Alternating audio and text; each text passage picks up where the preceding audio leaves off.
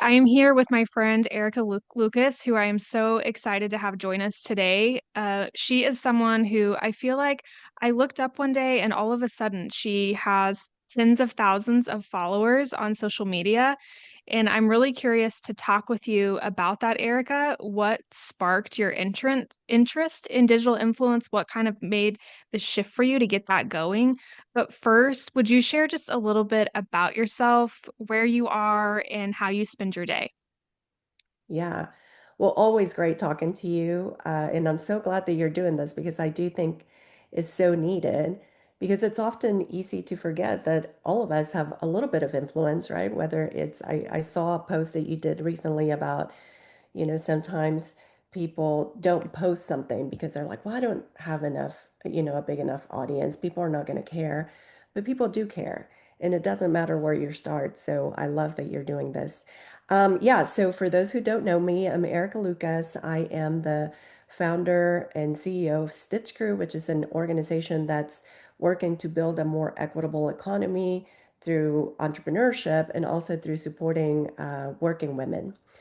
We have another pillar, which is called VEST. VEST is a network of professional women from C-suite to emerging leaders. We provide coaching on a monthly basis and year-round so that we can help women better navigate workplaces and therefore increase their economic mobility. And then lastly, we have a fund where we invest in women-led companies building solutions for the care economy, but also for employers who are looking to build workspaces that are conducive of not just women, but caregivers and, everyone else. Because I think when you support women at work, you're supporting the entire workforce. So that's me in a nutshell. Yes, thank you for sharing. So one of the things that I have learned from just like a small bit of work that I've done in the tech space or VC space where you are is that mostly the leaders that you meet at conferences and at meetings, they have a public facing, online presence. That's just part of the job in those spaces. But when I travel to conferences with civic leaders or political leaders, which is where I do a lot of my work, I sometimes will meet someone, have a really cool conversation, be inspired by them, and then Google their names, and there's like nothing. And that is one of the reasons that I am talking about this more. Like, why our digital presence and digital influence is so important. And I'm just curious, do you think it's because you have sort of come up in a tech space that that's part of the culture? That's why, I feel like you have a really good understanding of the power of visibility online. Uh, So yes, I would agree that there is power in visibility, but I actually came to it, Bridget, from a very different, maybe because yes, I know. I mean, godly, a lot of a lot of tech is driven by ego, right? And so unfortunately, a lot of these people that you're seeing online, they're coming at it, to be honest, from an egotistical perspective, right? It's my personal brand and I want people Hmm. to know me and I want people to know what I'm building and, I'm bigger than life type of deal. There's a lot of that. I came to it though, because as I mentioned, we have Stitch Crew, which is a nonprofit, by the way, invest in an area where, women in tech and in venture capital are way underrepresented. We're way underfunded. Hmm. And so I use social media because I don't have millions of dollars to promote our mission and our work. I don't have a big team, a corporate team of professionals that can, do marketing for us. Hmm. So I've used my personal platforms to elevate the work that we're doing through those two organizations. Um, because otherwise I wouldn't, like who was going to listen to this Latina in the middle of the country? Most tech and venture capital is concentrated in the coast. Hmm. And so I used it more as a need rather than like, oh, see, look at what we're doing, right? Hmm. Um, and also I want to say it's taking years. to build this. It's not, to me, it's not about how much you put yourself out there, but how consistent you are Hmm. with what you're doing. Because you mentioned, yeah, you look at my platforms now and they may have, a big following, but it didn't start out that way, right? Like back in 2017 when we started Stitch Crew, there were zero, right? And year over year, and still with the two platforms, which is my primary goal, the following on the two platforms is not as big as I would want it to be. I rather them Yeah. have a bigger platform than me. But anyways, that's Well, neither what here nor there. platforms are you on, and how did you make the decision to focus on those? Yeah, so I'm on Instagram, TikTok, and Threads. Of course, I have a LinkedIn profile too for just more professional Yeah. matters. But those, I would say those three are my primary ones. And how did you make that decision to start showing up on Instagram and TikTok? TikTok is one I'm not on. And so I don't do a lot of like coaching leaders to be on TikTok, but uh I'm not, blind to the fact that it's very influential.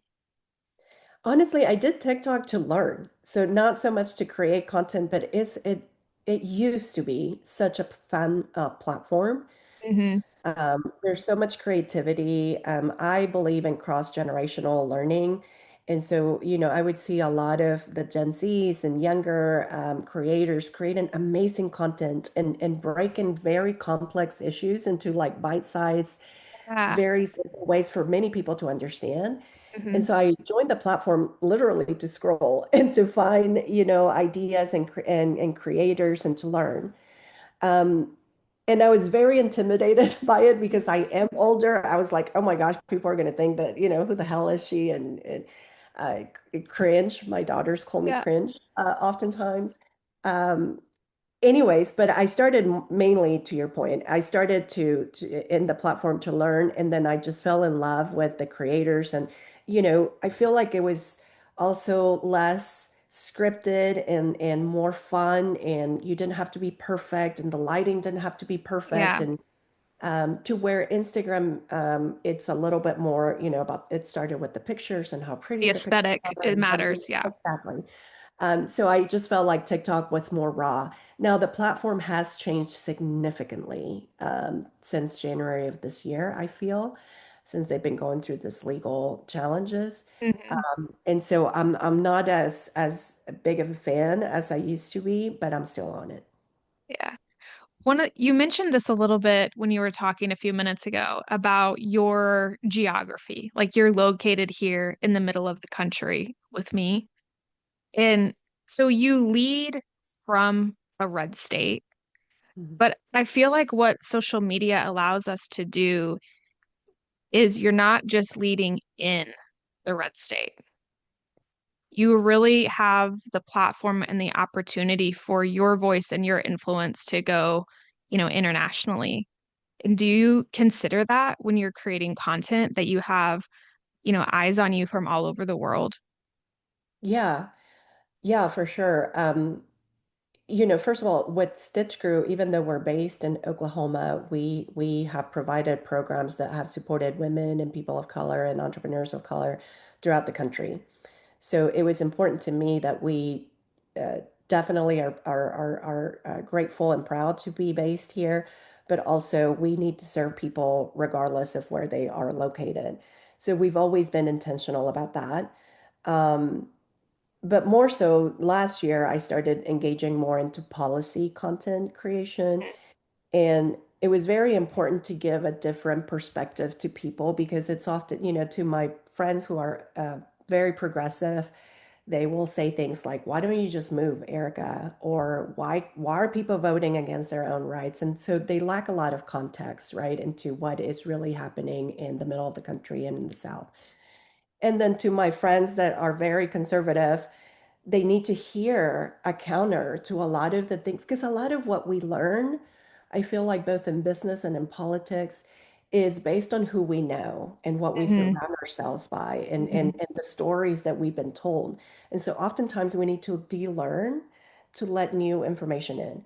So yeah, so I've used it for different perspectives, but always I find it funny that you mentioned that because I actually have a big following from Canada.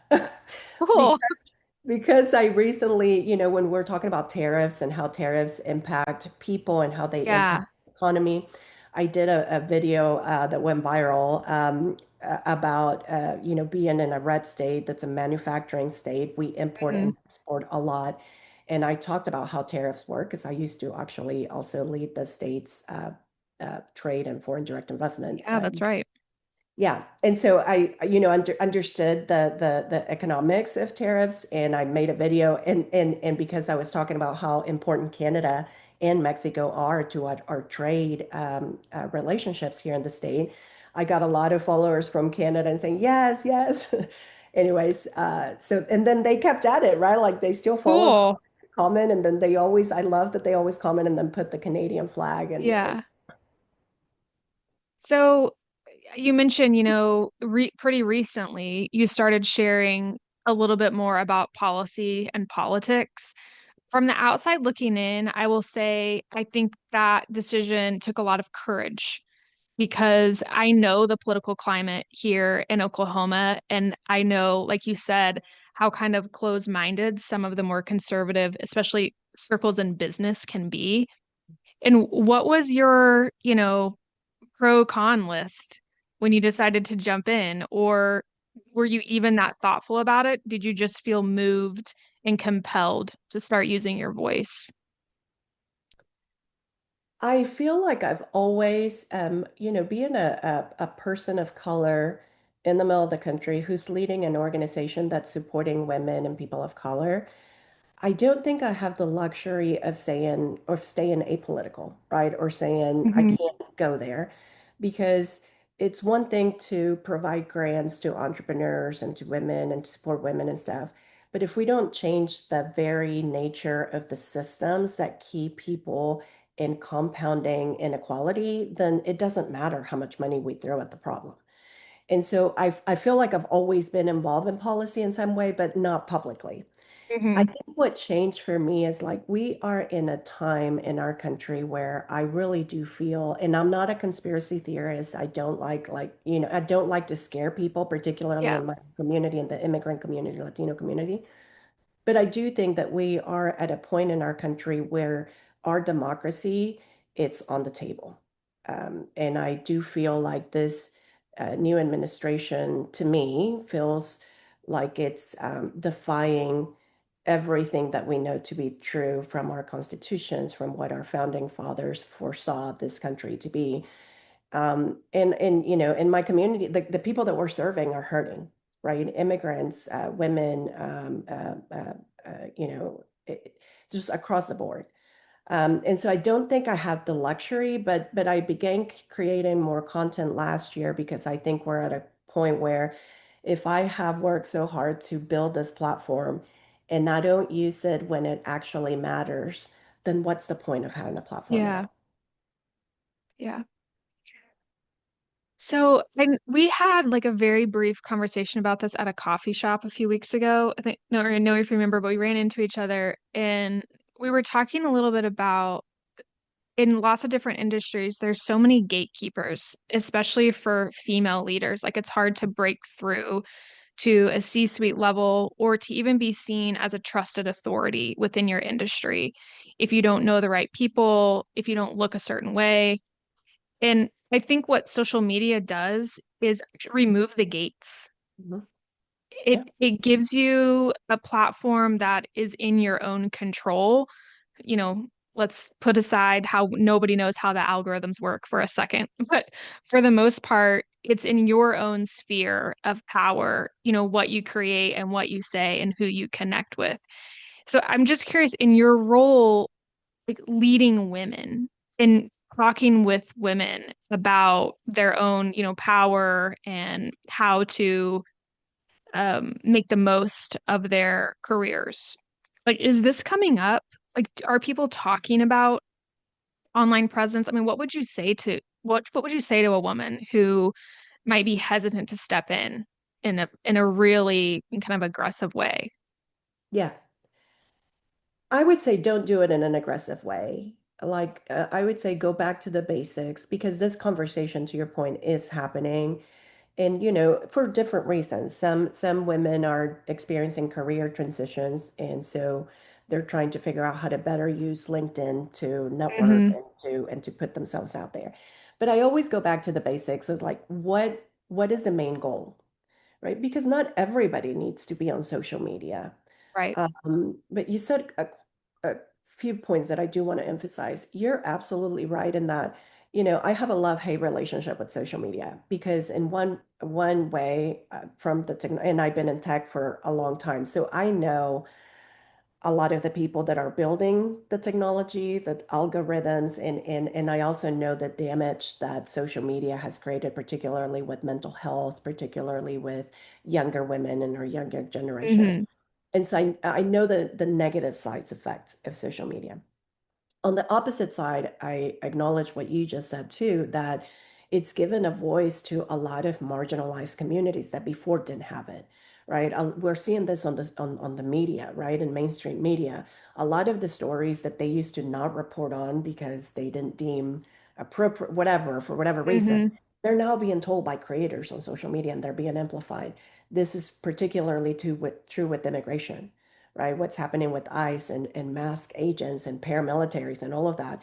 I mean, honestly, a lot of times I see the news first on social media, and then when media then figures out that they're going viral and that people actually care about these stories, then they put them on the Yeah. big media. So I do think that there's the negative, very real sides of social media, but then it definitely is providing a voice to marginalized communities that otherwise wouldn't have a platform. So how women should use it. I think you need to go back to say, what do I want to accomplish? And does social media actually help that? And then once you figure out the why you want it, then figuring out what the right platforms are right for you, right? If Hmm. you're just looking for a career transition to network, to get to know people that maybe can help you back channel into a job, you probably should be on LinkedIn, not necessarily TikTok on Instagram, Yeah. right? But if you're a woman that are starting a business and you're going to target women and it's certain demographic and they're already on Instagram, then it probably makes more sense for you to start on Instagram. So it really goes back to like, why do you want it? And get an uber clear on that. And where is the audience already at? So you don't have to Hmm. start from scratch and then you can use those. So I think it's more strategic than just saying, yes, you should be on social media Yeah. and platforms because it really depends on what your ultimate goal is and then how you want to show up, right? The other thing is like get an uber clear as what your messaging is going to be. And I say this, and if you look at my social media, I'm all over the board. Like I talk about politics, but then I also talk. So, but that's just mine. Like that is genuinely who I am. I don't like to be put into lanes. I like to talk about policy, and I like to talk about economics, and I like to talk about small businesses, and I like to talk about Hmm. whatever. Um, but if you want to use it strategically, not like me, you should, be really clear about how you want to show up, and then that also gives you a framework of where you want, and a framework and a structure, so you don't feel overwhelmed. Because trust me, it looks fun, but it can be so overwhelming and so tiring. And so if you have a little bit of a structure, it helps with not getting overwhelmed. Well, I think you've had a pretty great strategy and structure, so don't count yourself out. Thank you. When it comes to women leading on social media, I will also share it's been, I don't know, about 18 months ago where it's like all of a sudden I woke up one morning and the only thing I was seeing in my feed was content about perimenopause and counting macros and fasting. And it actually, I will be honest, it took me like a few weeks or months to realize this is the only content that is coming up. Like what wormhole did I fall into?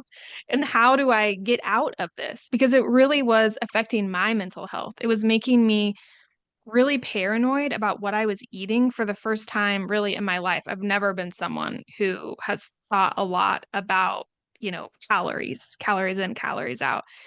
And it kind of like I had to like wake up from it, like, oh my gosh, like I need to still be following women, but I want to be following women who are talking about things other than, physical health and wellness.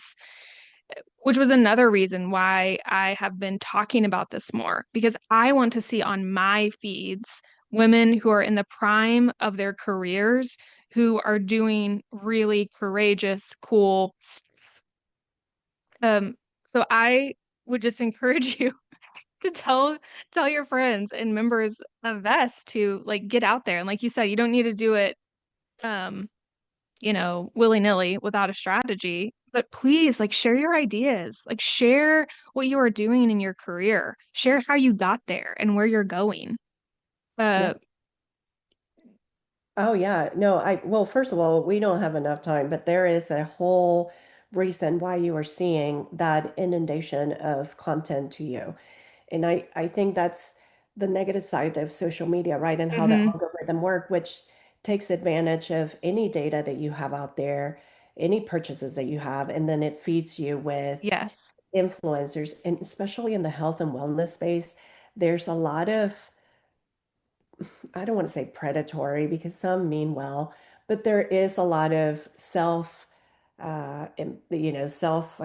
Well, it's like influencers they're that tell making you you how, believe that you have a problem, and whether yeah, you do or don't have the problem, it's like that is part of their business model is convincing you that you have this big issue so that they can sell, a digital product or a supplement or whatever. And I get it. That's business. And social media is, a huge, business platform. People are buying ads, they're selling stuff. It's where money comes in and money goes out.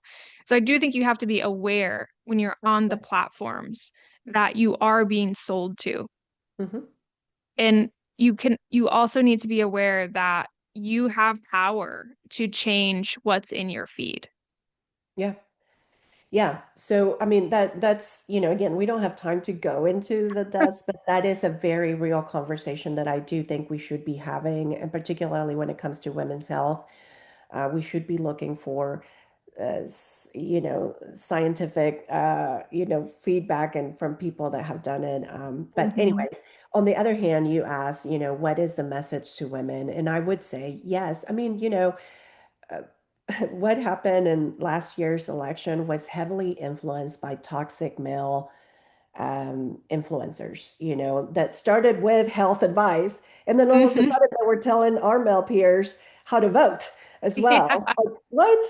And so we do need more voices of women talking about how they're building, what they're building, what values they bring to the table, because other women are looking for that type of content and that type of community, right? And like they want to be drawn to people with similar values, similar interests. And so definitely think that there is a place for more women creators to tap into this space and start sharing, whether it's for a business purposes or a personal purpose. I'm curious what your goals are, Erica, with your online influence and visibility? Or do you have a certain, follower account that you're looking for? Do you have, certain opportunities that you're hoping to earn through your online visibility? No, not right now, right? Like, no, in fact, I used to, I'm a very sarcastic pe person or petty. Some people call it sarcasm, some people call it cheap pettiness, but um, I make fun of people that are like, oh, I've reached X amount of followers because it doesn't matter, right? Like sometimes, and especially now the algorithm doesn't necessarily promote based on following account, but based on Hmm. engagement of the content. So, I don't have like, oh, we need to hit X amount of followers and stuff like that. I think those are vanity metrics. And I don't have, I'm not committed enough to being a creator to make a living out of it. Yeah. Um, so I'm not using it for a monetary perspective. Right now, the way I'm using it is because I'm genuinely concerned for our country, for our community. I'm a Latina, I'm an immigrant. I'm concerned for the LGBTQ community. I mean, I'm just genuinely concerned. And um, and so I'm using it to bring awareness into issues that are really going to be critical for communities that are already marginalized. That's my only goal. My goal is to change, even if it's one mind a week. I count that as a win, right? It doesn't, it's scaling. Like I don't, some things don't need to scale. Something like it, we need to go back to like relationships and community. And even if we're changing one mindset at a time, that's good enough for me. Well, I know you have inspired me, and I have enjoyed, watching you really lead with your values online. I think it's such an important way to use your influence, and I feel like you're doing it really thoughtfully and with a lot of grace. And so I really appreciate you working with me about it, sharing some of your insights. Would you mind letting everyone know where they can find you? And I'll give you the last word if you have anything else you'd like to share. Yeah, yeah. So you can find me again on LinkedIn, on Instagram, on TikTok, and on Threads. Um, Warning on Threads, I am unscripted. So that's probably just fair warning there. And I do not, I'm not afraid to deal with trolls either. Yeah, and the last message I would just say, show up authentically and use social media if it's the right outlet for you. And don't be afraid to start wherever you start. And don't be afraid to be cringy. Like, I mean, I go back and look at a lot of content that I'm like, oh my gosh, what was I thinking? But that's part of it, right? Like that's part of like, and by the way, some of my the videos that have gotten the most engagement are the videos that I didn't think about scripting me or what I was going to say that were just real in the moment. And then the Mhm. ones that I like thought about it and thought about what I want to say and how do I want to say it and included graphics and all those did not perform as well. Yeah, I'm the same way. Some of the ones that I've just like thrown up have gotten the most engagement. It's wild. And then it makes you feel Exactly. really dumb for spending like 4 hours on editing a video. Exactly. Exactly. So my advice to you is if you're going to do it authentically and do it consistently because it's about consistency. It's about doing it and showing up the same way for a long period of time. Yeah. Okay, well, thank you so much for your advice. It's always nice to see you and talk to you and learn from you. And I hope to see you again soon. Thank you. Thank you so much, Bridget.